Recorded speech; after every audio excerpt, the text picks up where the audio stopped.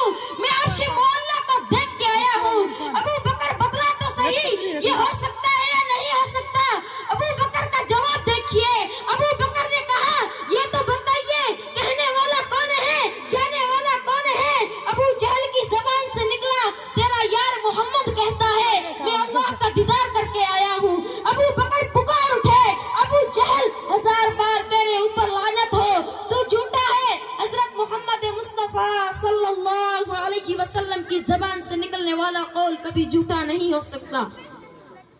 نبی نے جسے ہر قدم پر دعا دی،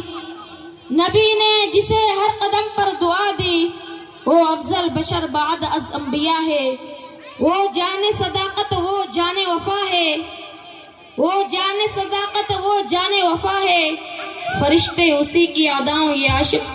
اللہ تعالی ہم سب کو دلوں میں تاجدار مدینہ حضرت محمد مصطفیٰ صلی اللہ علیہ وسلم کی سچی محبت نصیب فرمائے، آمین۔ وآخر دعوانا ان الحمدللہ رب العالمین۔